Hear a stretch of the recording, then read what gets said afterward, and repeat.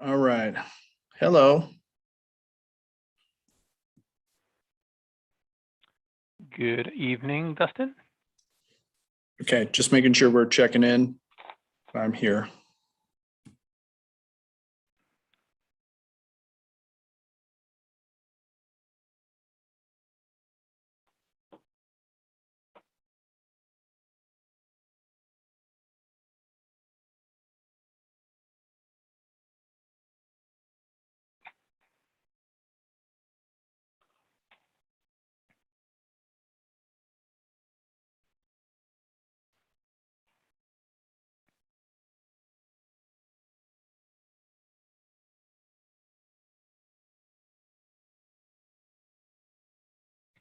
All right, we are good to go whenever you're ready.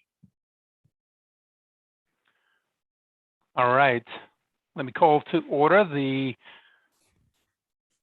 City of Hood River Planning Commission. My name is Mark Frost, and I will be presiding as chair of the Planning Commission meeting tonight. It is August 2nd, 2021. Let me start with the planning director's update.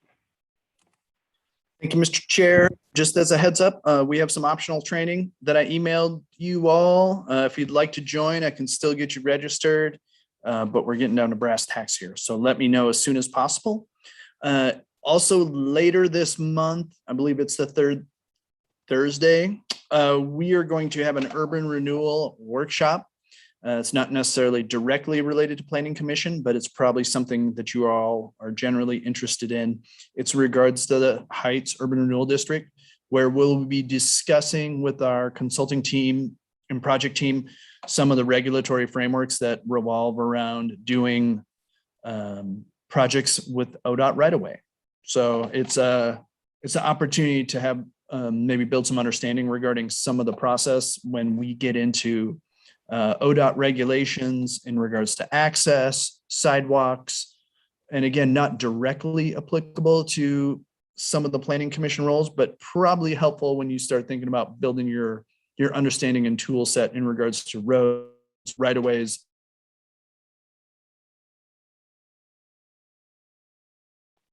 Did we lose Dustin?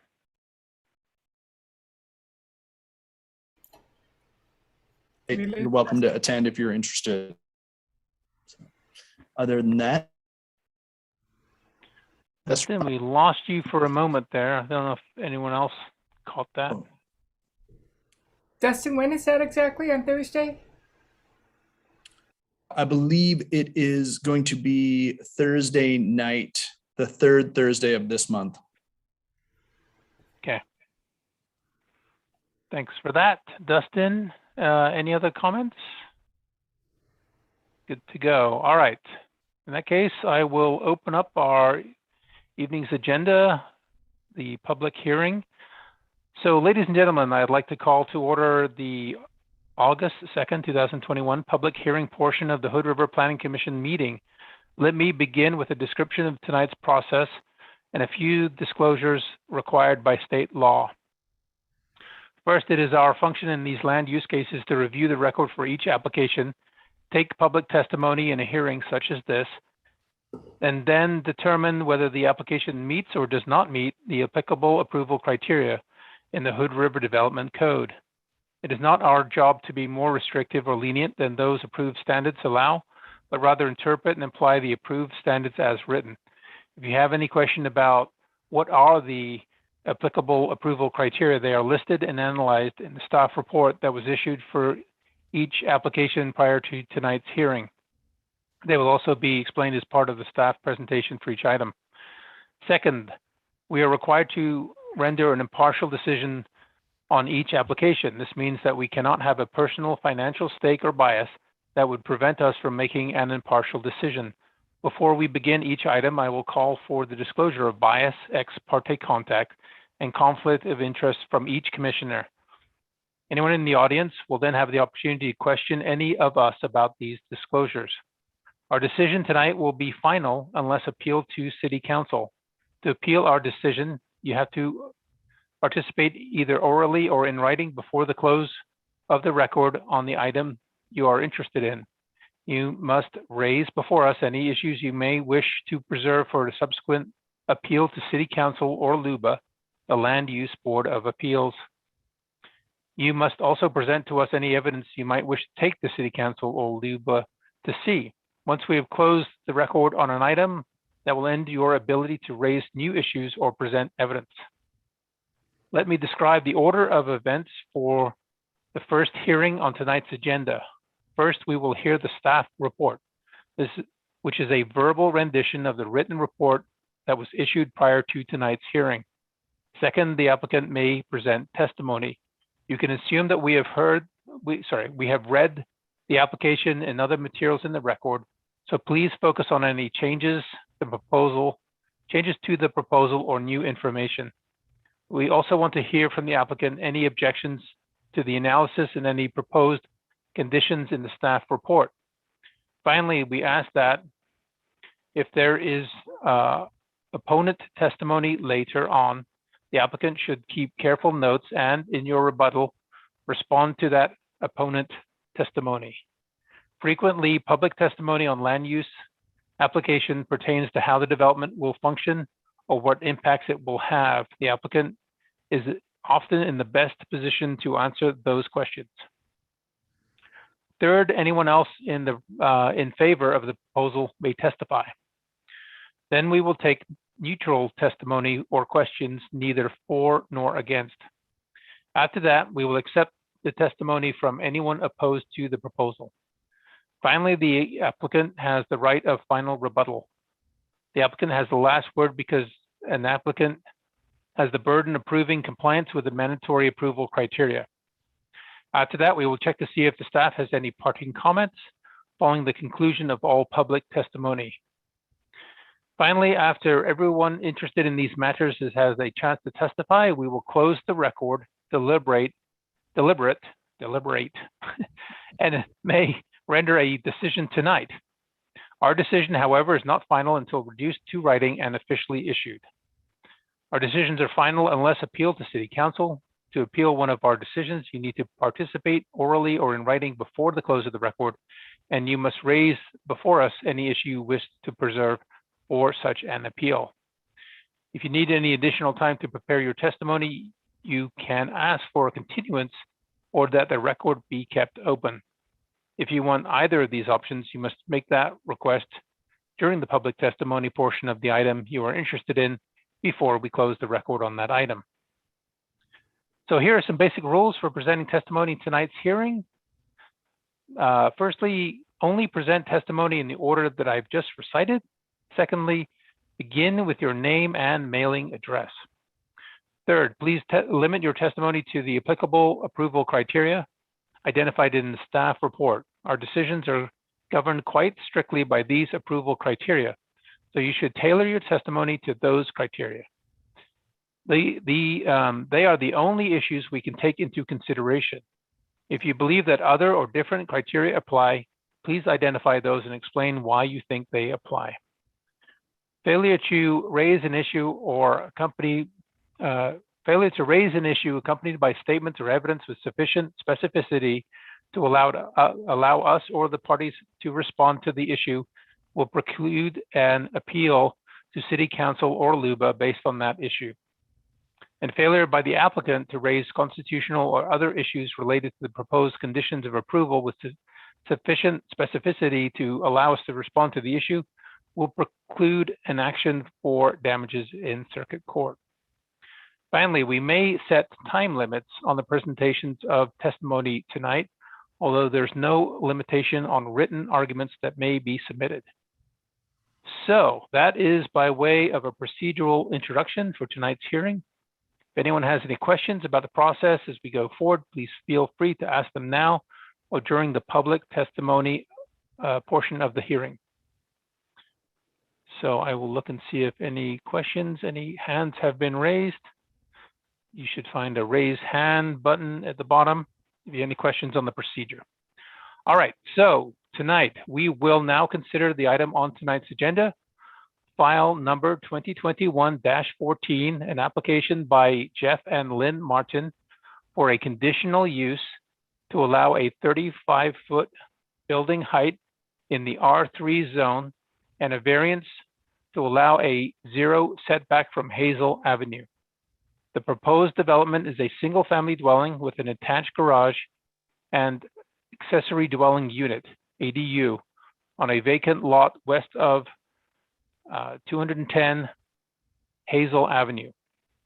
A quorum of the Planning Commission is present, and I will now ask all commissioners to disclose any ex parte contacts, conflicts of interest, or bias in this matter.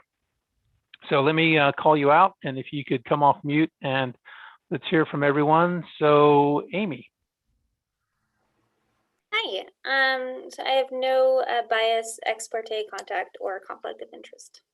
Thank you. Sue. I have no conflict of interest, no bias. I did visit the site a few days ago just to get a full appreciation for the scope of the lot and the neighborhood in general and how the roads intersect. So what I learned from that visit was mostly the challenges with both the options available and that there's a lot of other homes with the same, built in that neighborhood that have some of the similar, that seem to be built in similar manner for what's proposed here. Okay, thank you. And Bill. I will start with, I guess, ex parte contact. One disclosure is I own property that is within the notice area of this, which is 250 feet. So I did receive notice. I reached out to Jennifer, asked her if that necessarily precluded me from participating. She said that it did not, if I felt like I did not have any bias in the matter, which I don't think I do. So that's one piece of information. The second I would say is that I have been in the two houses to the east of this before, which are the ones that were just recently mentioned, that share a very similar topography, road location, and actually are very similar to the proposed development. I guess, I don't know if I can make any comment for that I could take away from that, other than that there are two adjacent homes that have been there for 20 years that seem to exhibit very similar characteristics as to what is being proposed. They do seem to have some limitation on parking in that area, I might say, from my visits. Those units have small driveways. I think either 1 car or 1.5 car driveways, so they don't have a lot of parking. This area is pretty close to my house, so I do see some cars parked on the street there. And then I guess on to my third topic is I did meet the applicants at some point because they were interested that they own the houses directly to the east of this proposal. They were looking at the house was 2 houses to the east of this proposal. They did mention that they own this lot. They mentioned that they were trying to figure out how to develop it, that it was complicated. And I don't know if I have any particular thing to say about that, but that was an ex parte contact. That was probably about 12 months ago, maybe 9 months ago.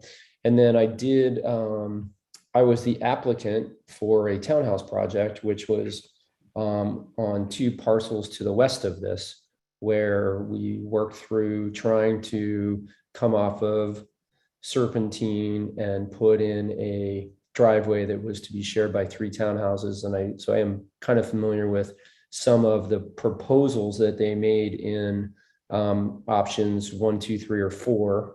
Some of you guys have been around, probably saw some of those driveways going through some of the areas that we were trying to deal with. So, and I guess that the sum of that ex parte contact is that driveway area. We had worked through a solution, at least for the project that I was doing, but we weren't required to cross any private property, which in order to get to this particular parcel, they would need a private access easement to get across those parcels down that shared driveway to get to these parcels. And it sounds like from the notes that they had tried to reach out to do that, and they were not, did not get that agreement with the neighbor. Right. So that's what I have.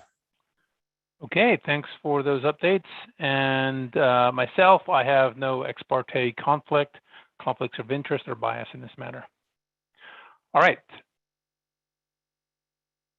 So would anyone in the audience like to question any commissioner or any disclosure, ex parte contact, bias, or conflict of interest, or otherwise challenge the participation of any members of the commission? So if that was going to be the case, you would need to be raising your hands through the interface on Zoom. Commissioners, so would any commission member like to make a motion to disqualify any other commissioners from hearing this application? All right, that is good. May we have the staff report, please? Jennifer. Thank you, Mr. Chairman. So as Chairman explained, you have an application before you. It's kind of like two applications. There are two requests. There's a conditional use request and a variance request. And this is to develop a vacant lot adjacent to 210 Hazel, just west of that, on property zoned R3. The request is to develop a single family dwelling with an ADU interior to the building. And they are requesting a conditional use to allow for the allowed building height to be increased from 28 feet to 35 feet. This is a provision that I haven't seen exercised when I've been working for the city, and I don't believe either of my colleagues have either. But in the R3 zone, it says that residential uses have a maximum allowed building height of 28 feet unless conditionally approved to 35 feet through chapter 1706, which is our conditional use chapter. So we have that request. And then a variance request to allow for the house to be have zero setback from the southern property line, which is what commonly is referred to as the front property line, and that's the property line between that is contiguous with the Hazel Street right-of-way. Typically, the code requires a 10-foot setback for structures and a 20-foot setback for garages that face the street. So first I'll talk about the conditional use request. And again, that's for the height increase. And the criteria that you will be evaluating for the conditional use, I'll just summarize some of the main criteria and not go through the entire staff report. But what you're considering is the impact of allowing the height to be increased from 28 feet to 35 feet, and the impact relative to compatibility with other existing development in the vicinity, and the ability for other properties to develop or redevelop. As noted in the staff report, the existing dwellings in the area vary in size, in height, and in scale. The proposed dwelling, if allowed to go up to the 35-foot height, will actually be lower than the adjacent house to the east, relatively speaking, as measuring from the above sea level elevation perspective, or as you would see it from the street. Allowing for the 35-foot height doesn't appear to block anybody's view in particular, or inhibit the ability for other houses to other properties, to either be developed or redeveloped. So staff recommended a finding of consistency for that criteria. Another conditional use criteria is nuisance, whether the allowed use is something that's going to be a nuisance in the neighborhood. And the examples of nuisances are noise, glare, odors. So this is not really the type of use that is going to typically propose nuisances to other uses around it.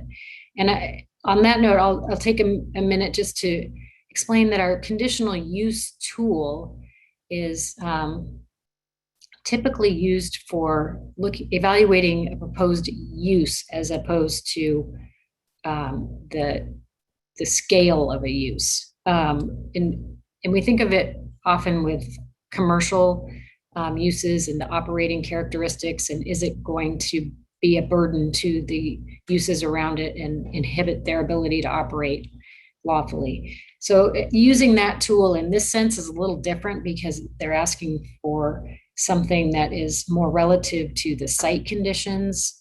But that's why some of the criteria don't fit maybe as neatly as you might think. Another conditional use criteria is whether it's consistent with the comprehensive plan. And as you know, the comprehensive plan is implemented through our zoning code. And so they are proposing a use that is allowed in the R3 zone. The conditional use is a provision that's provided to applicants to use. So there's no conflict with the comprehensive plan in and of itself.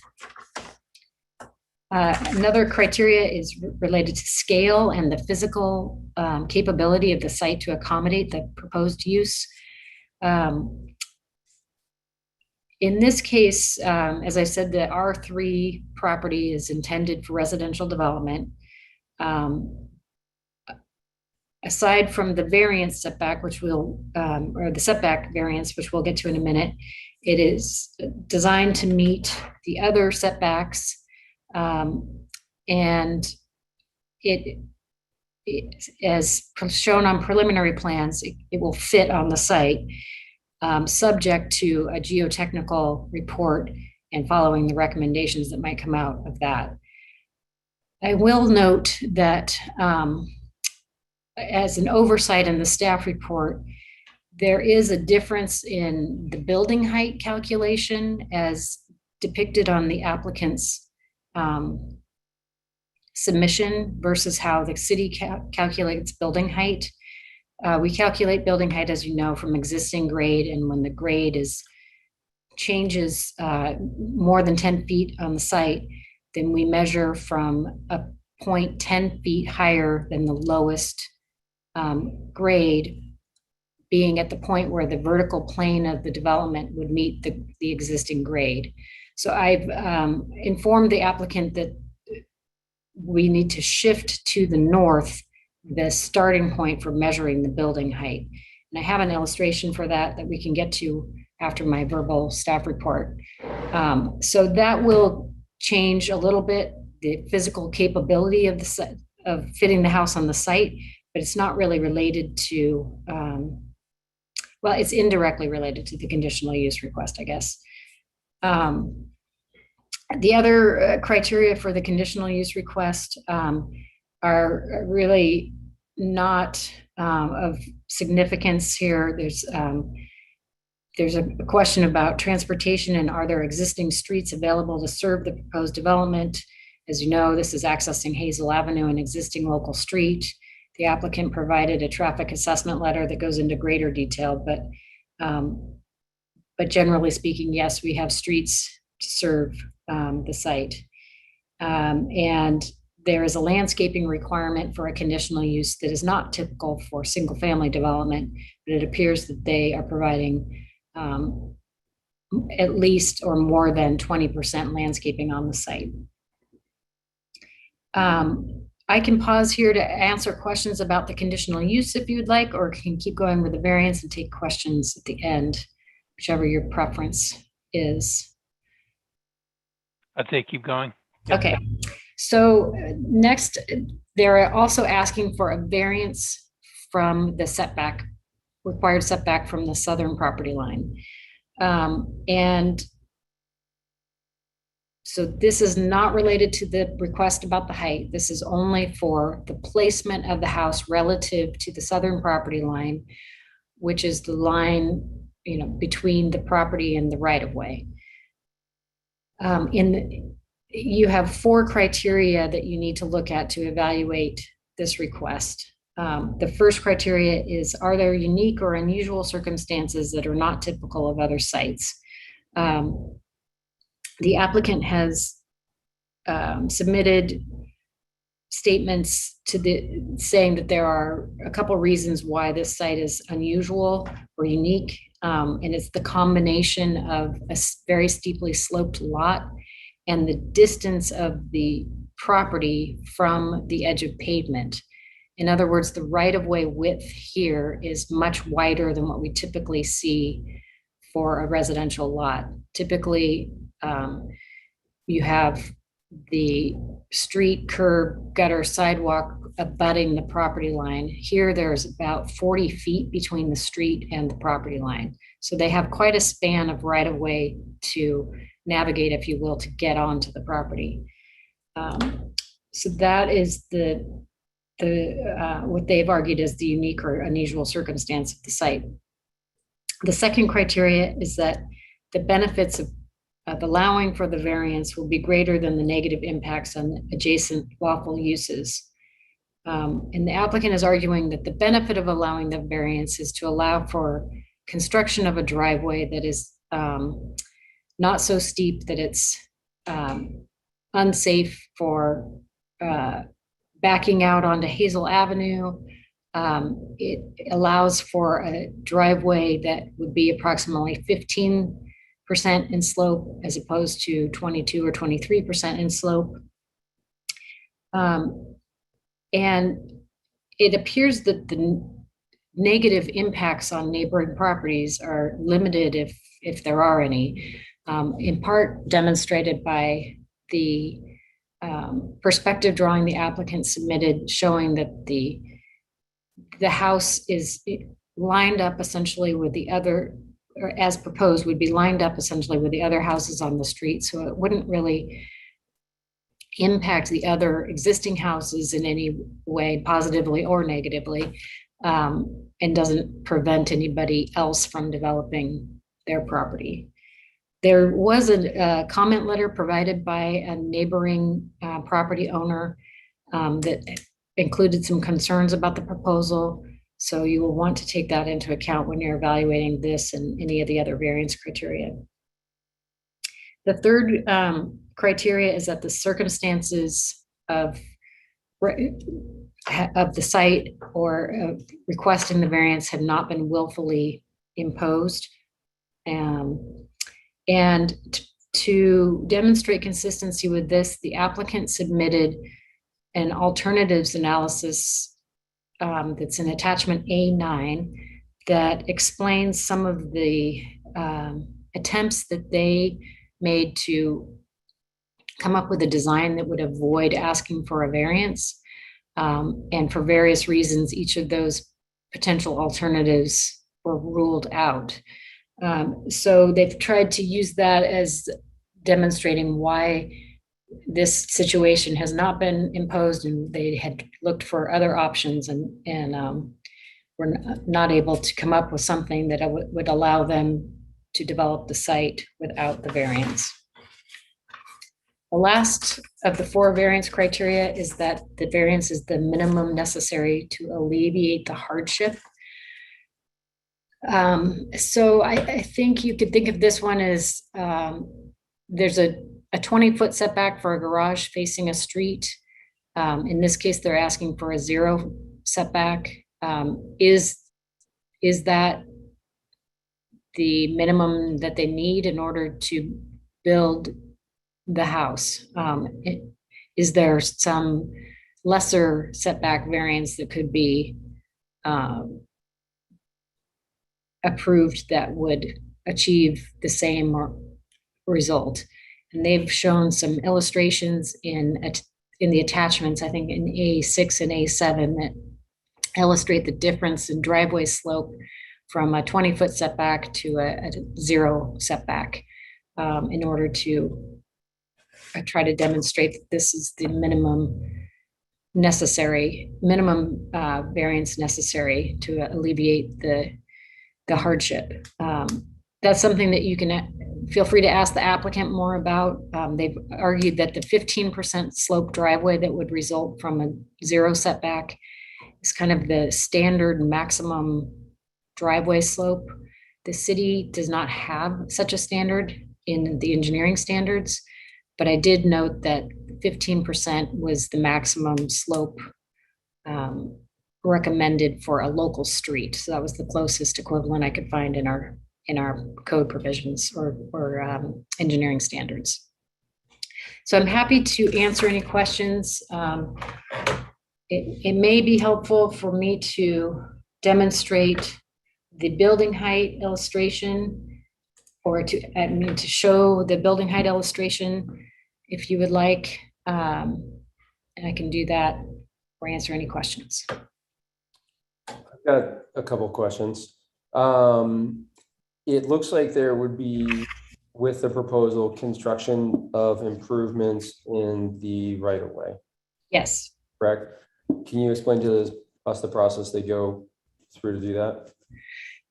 They will need to obtain permits through Public Works Engineering. Those are right-of-way permits. So those are not something that are subject to review by the Planning Commission. The city engineer will review those and provide permits. They've looked at those preliminarily. The applicant did attend a pre-application conference several months ago. So they have been in conversation with the engineering department during the design phase of the preliminary plans. And there no red flags have been. Okay. Do we have any, either under transportation or site plan, or I don't know about conditional use probably, but transportation or site plan, is there some access section? And the reason I'm asking this is I did have a conversation, or I talked to Jennifer earlier about the driveway spacing standards from the stop sign. And she said that there's an engineering standard around that engineering would be managing to. I'm also wondering about and I did see some diagrams regarding sight lines and things like that in the applicant's package. I'm wondering about the design where we're backing out into that location versus trying to turn around before we get there. And I'm wondering if we have any criteria or something to evaluate that against. We don't have any criteria about the backing out. We do have a criteria about backing out when you're talking about a parking lot, like with multiple parking spaces. Yeah. Much like you'd see for multifamily or commercial, but we don't have such a standard for single family dwellings. The driveway spacing standard is in the engineering standards and in chapter 1328. It does get referenced in our land division code, but it's not referenced under the provisions that you are using tonight to evaluate the conditional use criteria or the conditional use application or the variance application. So that the driveway spacing will be evaluated by the city engineer, and the city engineer has the authority to approve, if requested, design exceptions to that. There's not, I don't believe the applicant is intending to request a design exception for that. At the pre-application conference, the conversation was, the request from engineering was that the standard of a 22-foot separation between driveways and between a driveway and an intersection when a driveway is accessing a local street is 22 feet, and that be shifted as far to the east as possible to give a little more distance between the proposed driveway and the intersection, as opposed to between the driveway and the nearest existing driveway. And I believe that's what the applicant has tried to do. Engineering hasn't raised any issues, but they will review that when they issue construction site permits and right-of-way permits for the driveway. Okay, that's it for my questions. So can I ask a few questions? Go ahead, Sue. Okay, you were on mute, Bill. I wasn't sure what you were saying, or Mark, what you were saying. A couple things, Jennifer, you mentioned that the house to the east is taller than what this house will be. Did I understand that right? Yes, And how was that permitted? How did that evolve? that's a good question. It was built in the earlier mid-90s, and I looked at the building permit records and could not find any record about the building height. I do recall that our 28-foot building height was adopted probably in the 2000s. And it may be that there used to be a 35-foot building height in the R3 zone. And it may be that the way it was measured at the time of building permit was different than how we measure today. I'm not sure. That's my best explanation. Okay, and you mentioned also that the height of this one will change a little bit from what we see in the report because of where it's going to be measured from, if I understood that correctly, in terms of the back sight line of the property, right? Right, the north end is taller than the allowed building height. So what is you said that's going to change how the house sits on the lot a little bit, but is there also an impact on the slope of the driveway from that, or do you know yet? I don't know yet. Still? Okay. Let me see if I can share this with you. So the applicant has, Oh, we saw it. Now it's gone. We see the agenda now. okay, Now everything's gone. okay. Bear with me. There we go. That's good. The applicant has calculated the building height from this point, but we actually calculate it from the vertical plane of the building. So it would be measured from here, which is about 5 feet lower from where the applicant measured it. So at least a portion of the building will need to shift lower. It can be stepped. You've seen some other applications where they step the building, and they have that option. Okay. And I don't have any other questions. Thank you. Thank you. Amy, any questions? Nope, everybody else have covered mine. Okay, Jennifer, I just have a couple of questions about, you were talking about the houses to the east. There's a couple of houses there that seem to be dealing with the same topography. They were permitted back in 1993 and 1997. Those are both 3-story houses, correct? I believe the house immediately to the east definitely is. I'm not sure of the next house over. And they both seem to be very close to the property line, no setback from the property line. Is that, does that show up in the variance or conditional use? Did they have a variance? Or They had a variance. variance? But they are on the property line, essentially within a foot or so of the property line. Right. Right. Okay.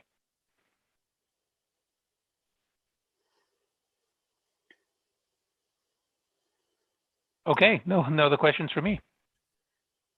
All right, with that then, thank you for the staff report. We will now move to the applicant's testimony. So I see 7 attendees from the public, and one of them is a phone number. I don't know if somebody on the 503, what is that, 575 6899. If you could just come off mute and identify yourself so we can track who you are, if you want to speak this evening.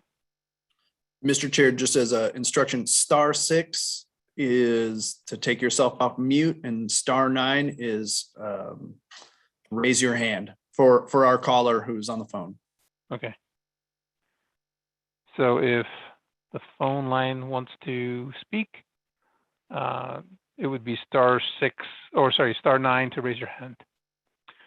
All right, looks like we have a few folks who have been bounced over to join the call, so I will leave it to the applicant to decide who's going to speak first.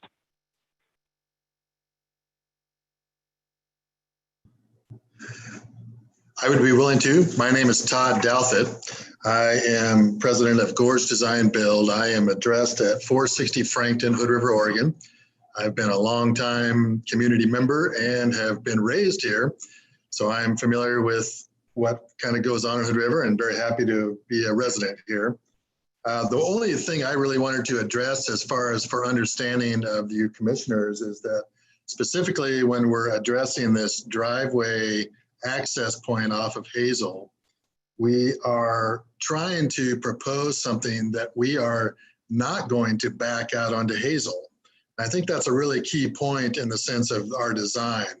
We have overcome obstacle after obstacle in this design to try to deal with intrinsic slopes because we are farther off the right-of-way line than the normal lots. We're having to overcome big things, but the biggest thing we wanted to provide was a safety net of not backing out onto Hazel, which is to me a busy street.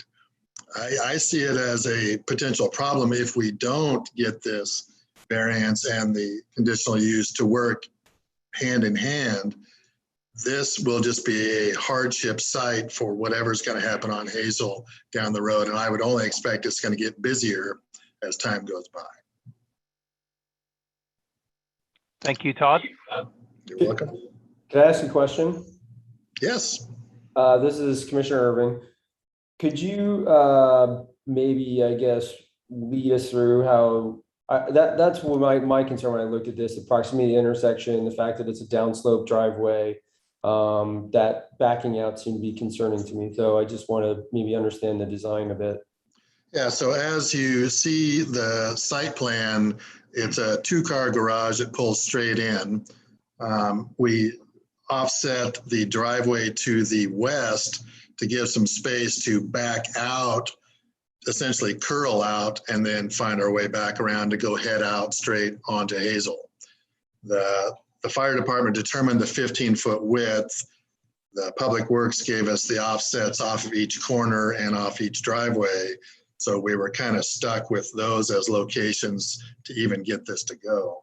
But the distance that we created there was just enough to turn the cars and get spun around so we will come out head first.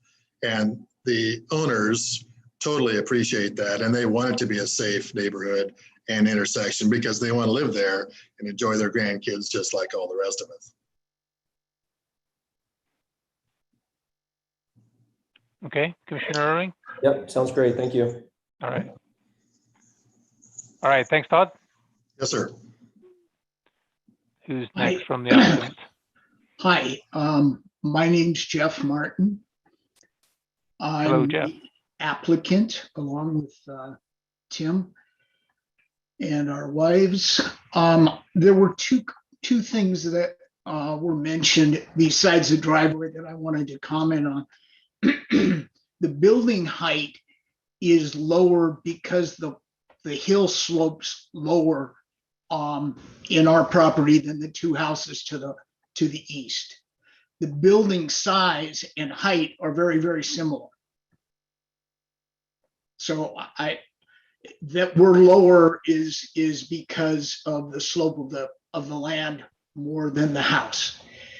The other thing that there was a question about the other two houses to the east, and both are 3-story and both are 0 lot line variances, as are the two houses to the west. We would be lined up with them also, even though they have some setbacks because their property juts out a little bit further into the right of way. Those were the 2 points that I just wanted to clarify. Thanks, Tim. Or that was Jeff. I have a question for Jeff. So I see 2 parking spaces in the garage in the house. How would you plan to address the parking for the ADU?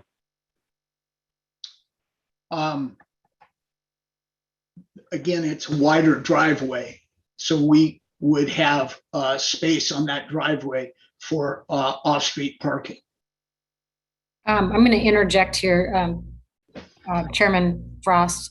You may recall, I think you were on the planning commission when we updated our ADU. Oh, rule. I know. We no longer require off-street. I know. An ADU. Okay.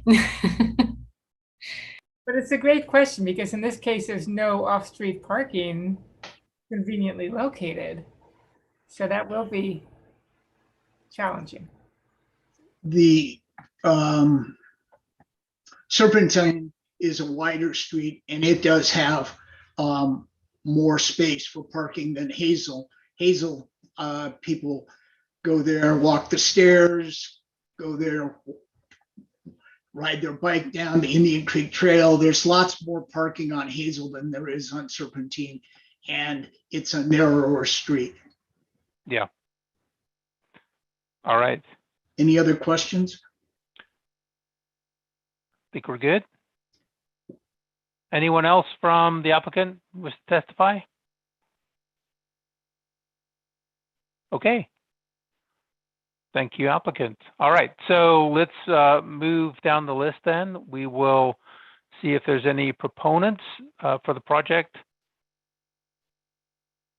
Those in favor of the project, if you are, raise your hand or *9 to let us identify you. Okay, I'll move along. I will look for neutral testimony, those neither for nor against the project. If that is you, please raise your hand through the Zoom or on the phone, *9. Okay, seeing none, let's go with opposed.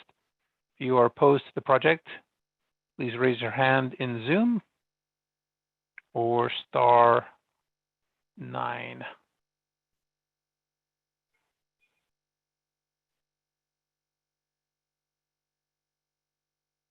Okay.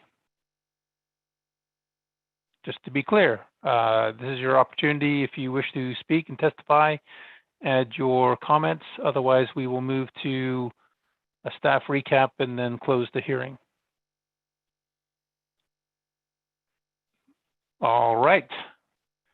Applicant, you have nothing to rebut, so I think I will move straight forward with the staff recap. Unless there's any other questions from the commissioners. Nope. Okay. So staff recap, any further comments? I don't have any additional recap. I don't think it's necessary for me to go back through everything. Yeah. With the building height oversight in the staff report, I do have a recommended condition of approval related to building height that is standard, and that the permit plans need to provide all the existing grade elevations so that we can verify the building height. I think that condition is fine the way it stands, and I don't need to have you try to alter that. I just note that we will need to double check that building height before any permits are issued, whether it's the 28 feet as allowed without a conditional use or the 35 feet allowed with a conditional use. So. Okay. All right. Can I just ask one more question if it's not too late? Yeah, go ahead, Sue. So Jennifer, this is not necessarily affecting the criteria, but I was wondering about the bamboo that has to be cut down. Who owns that bamboo? Is that on this lot? It's in the right of way, but Yeah. it's required to be removed in order to mitigate for adequate site distance. So when you say it's in the right of way, who owns that? The city. The city didn't plant it, but the city Right. owns the land. So this applicant is required to get that cut down in order to enable the visibility. And maintaining that clearance is whose responsibility? It will be the applicant. The best analogy I can give you is that the planter strip in the right of way that where we have street trees planted, those are located in the public right of way, but they're maintained by the adjacent homeowner. Okay. So that's an equivalent situation here. Okay. Okay, I Thank see Jeff Martin has requested to speak. If you could go ahead, Jeff. Yeah, the property that we are talking about here does not have the bamboo. So you're Okay. imposing this on a separate piece of property, which seems a little strange to me. Tim's house now has that property. The bamboo was set up there when they moved in. On a separate piece of property, you're asking for some other property to remove bamboo. And that just seems a little strange.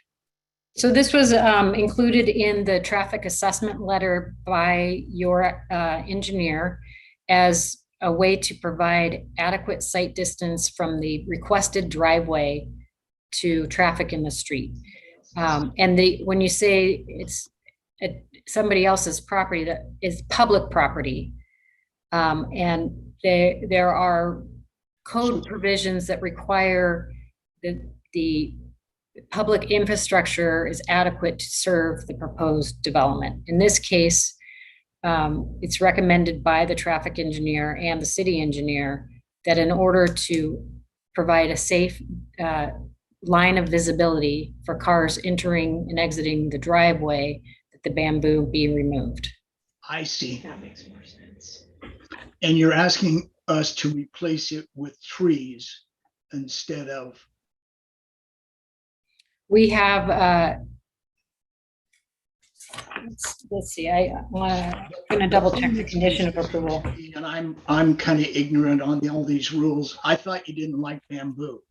And Well, I our personally response don't to like that, bamboo because it's our invasive. response to that is we would replace it with laurel because the coverage there protects the 210 hazel, because those street people turning from Serpentine on, coming west on Serpentine and turning onto Hazel, their lights go right across the front door and affect the house. And so that's why that's a nice barrier. I didn't understand that it wasn't that you didn't like bamboo. And that's why our response was, we'll replace it with laurel or some other hedge.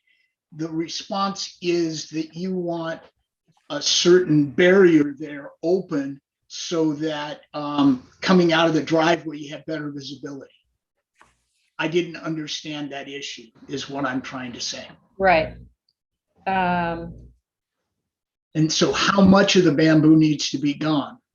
How much of an opening there? Because putting trees there is going to still give a barrier. There are some conditions of approval that address this, that are recommended conditions of approval from the engineering department. Oh, I haven't seen those then. So, okay, thank you. Yeah, so one of them talks about preparing a tree inventory of existing trees that are in the public right of way that may need to be removed for the driveway, and an assessment of trees by an arborist. There's a condition of approval related to existing vegetation in the right of way, removed as necessary to provide adequate sight distance as described in the applicant's traffic analysis letter provided by Bell Design Company. Sure. So those will all be evaluated with the Public Works Engineering Department as part of the construction site permit process. All right, thank you for clarifying that. I was just confused, and I'm glad you don't hate bamboo.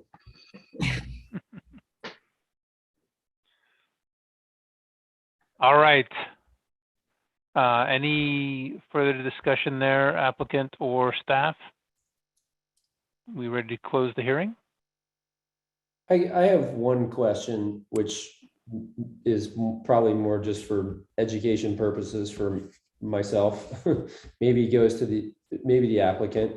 If I look at the traffic letter or and I'm on, say, page, see what page I am.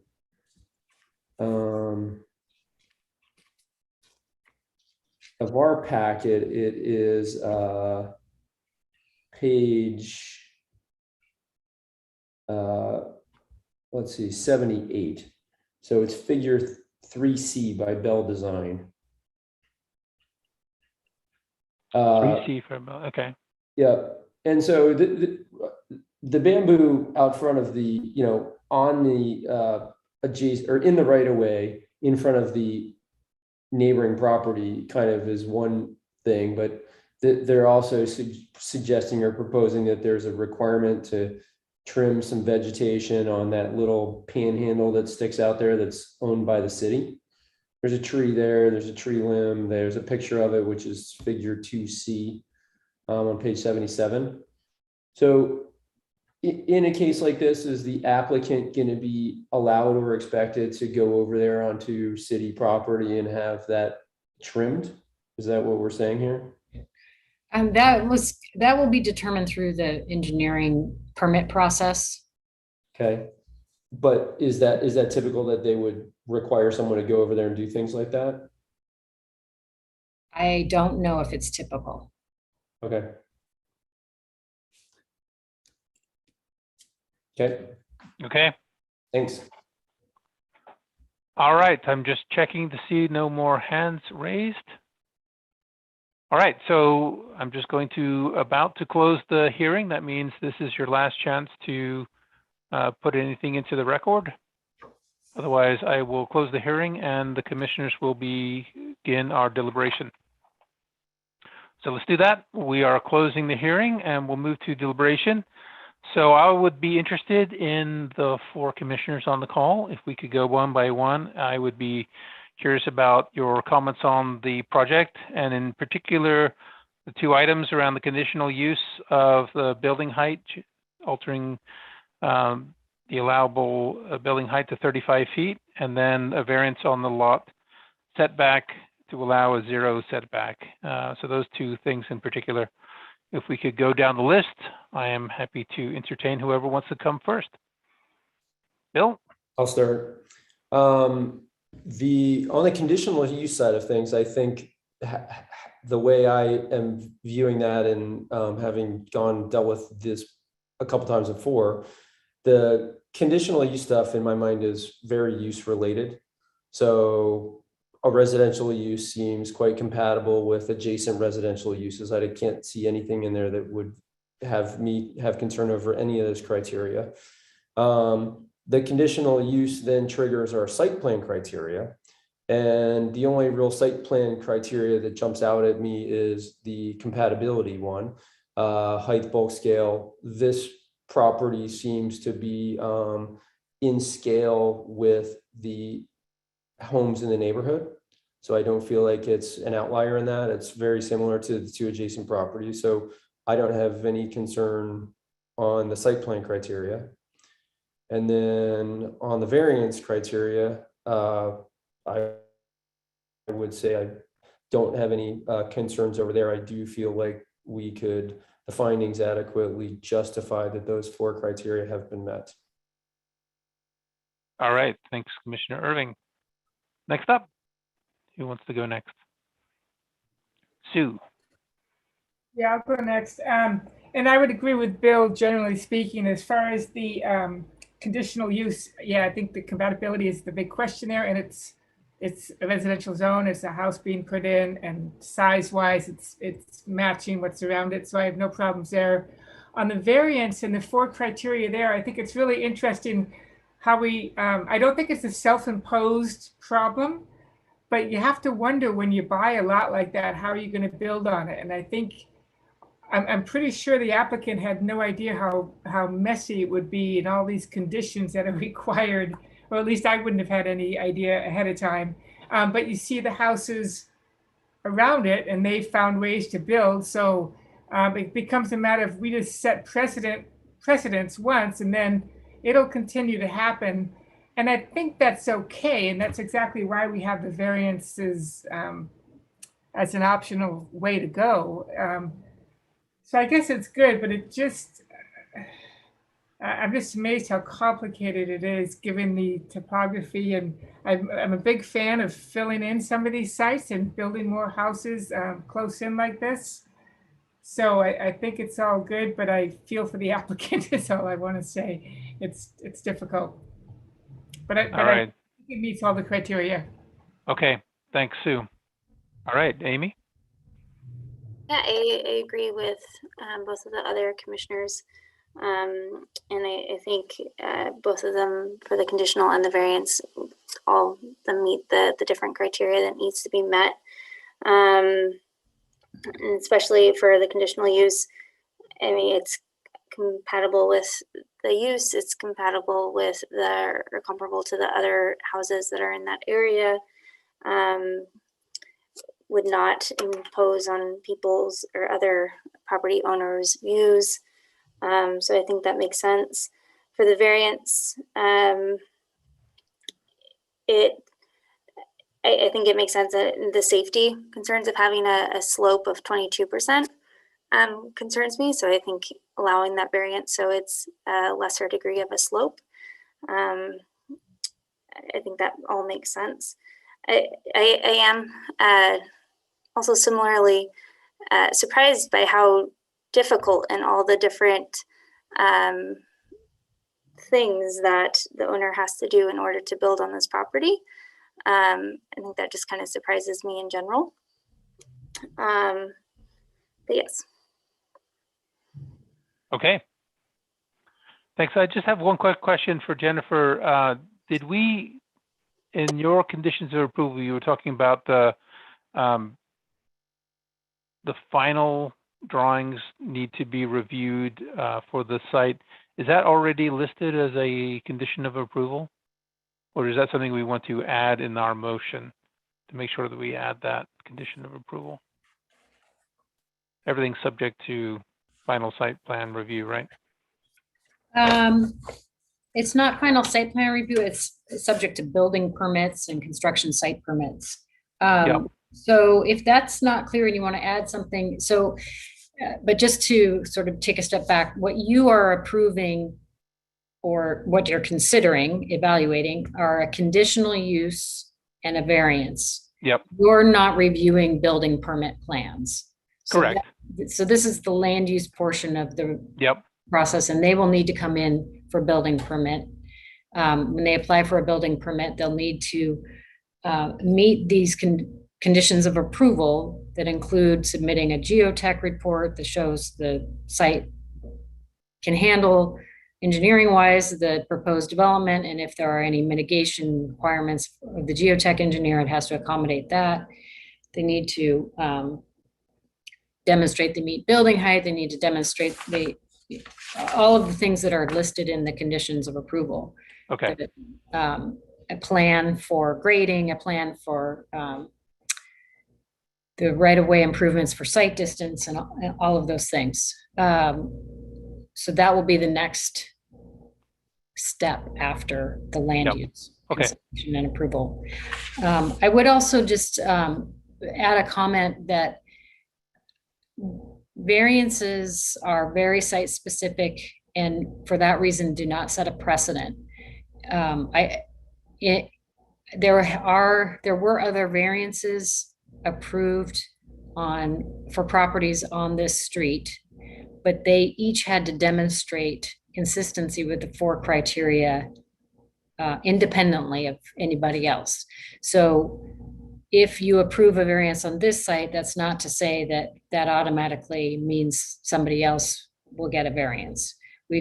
And as you've seen, you've had other requests for setback variances on properties not too far from here that were turned down because there was a way to construct without the need for a variance. So they are very site specific, and it is always up to the applicant to demonstrate meeting the 4 criteria. Okay, thank you. Commissioner Irving, did you have a question? No, I was going to say that in the findings, it's condition number 2, planning, which is kind of pretty clearly states, I think, what Jennifer was saying. If you want to look at that, that seems to cover it for me. Yep. Okay. Yeah. Okay. So I think, from my perspective, I am okay with this project. I agree to, with everybody else that it meet the criteria for conditional use and the variance. So I have no issues moving this forward. So with that, any further discussion? I'd like to see 2 more housing units created here. So I'm excited about that. Okay, with that, I will entertain a motion. Who wants to make that? Bill? I can make a motion that we approve file number 2021-14, Martin conditional use permit and variance request, subject to all the conditions in the staff report. Okay, great. Thank you. Do I have a second? I'll second that. All right. Thank you, Sue. I got your second. All right. Any further discussion? So we have a motion on table to approve file 2021-14 application by Jeff and Lynn Martin for the conditional use and the variance on 0 setback from Hazel Avenue.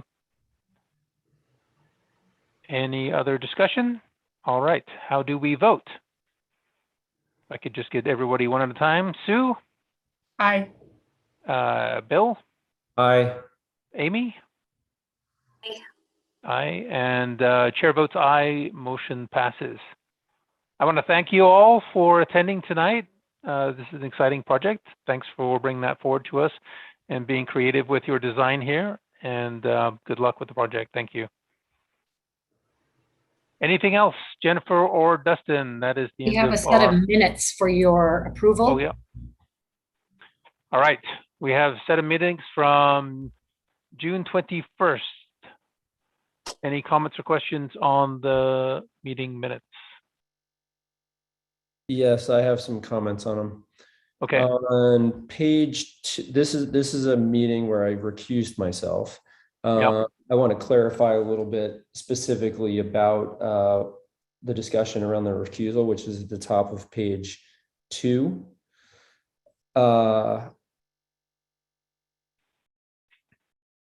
I guess what I'd like to clarify this to say that I think what we could put here is I did represent the applicant when he purchased the property. It was maybe not clear to the person asking the question, but the property had already closed at that point. So I had received compensation for that. And then I did state that after the purchase that I had discussions with the developer as well as the planning staff. So I think it says no other commissioner had been involved in the discussion. I think that's true, but I want to be that there was some communication.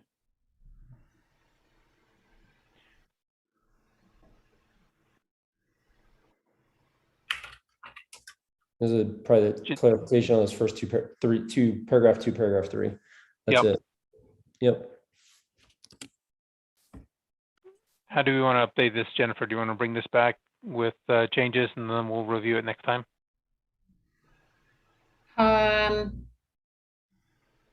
You were comfortable. Confirmed that he, so we could just add on the 3rd paragraph, Commissioner Irving affirmed he received compensation for the sale of the property and had conversations with City Planning Department about the proposed development. Yeah, and I think the paragraph, the second sentence in paragraph 3, Commissioner Irving reaffirmed that he was no longer in contact with the applicant after the purchase. That's not accurate. Right, so I'll strike that and just say Commissioner Irving affirmed he received compensation At time of sale. and participated in conversations with City Planning Department about development of the property. Yeah, and had been in continuing contact with the applicant.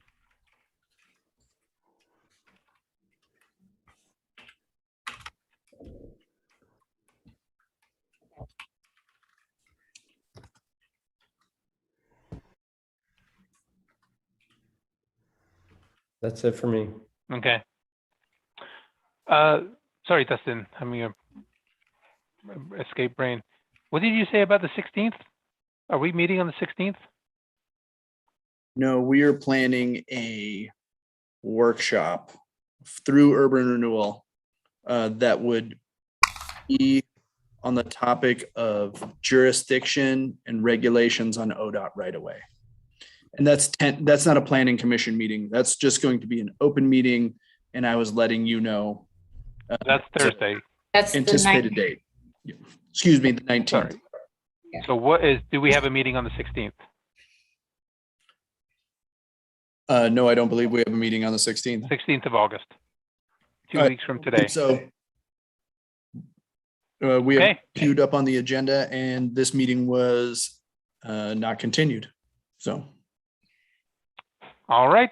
So back to the minutes, did we we need a motion and approval of the minutes as corrected? All right, go ahead. I'll make a motion to approve the minutes as corrected.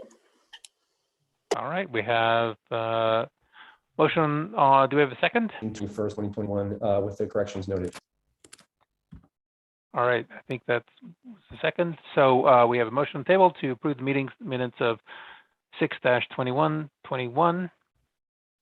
And any further discussion? All right, all in favor? Aye. Aye. Chair votes aye, motion passes. All right, thanks very much. We won't meet on the 16th. Maybe see you on Thursday, the 19th. Can I Thanks just for your want to ask time, one Sue. question Yeah. before we go? Getting back to maintenance of vegetation on, I guess, public Bamboo. rights of way. Yeah, because there's that email that we got from Jackie Barone about the trees down there on Rand Street. Is that kind of the same situation where those homeowners are theoretically responsible for maintaining that, but she reached out to them and no one's interested in that? Or how is that supposed to happen? I'm not familiar with the email. I did see some bags around those trees for watering recently. I'm not familiar with the issue. Yeah, much like the grass in the parkway, which is public right away, the city code requires that maintenance to be done by the adjacent property owner. That's different than this circumstance. This circumstance was really more in line with when work occurs in the right of way as a part of the permit, access permit, then either planting or just work can occur there to ensure site visibility. So the look and the site visibility really became the trigger. The circumstance of watering and maintaining street trees is really more of an ongoing maintenance responsibility. So they're a little different in that respect. Mm-hmm. And it's an ongoing maintenance responsibility for whom? The adjacent property owner. And if that adjacent property owner is, I'm guessing that's a PUD, it's a whole bunch of homes there. So it's a homeowners association responsibility? Yeah. Yes. These were also a little different because they were planted as a part of an Arbor Day project. So those owners didn't install those plantings. The city and its volunteer crew did. So a number of high school students volunteered and were supported by the city public works. Give Rick Perigin a nod.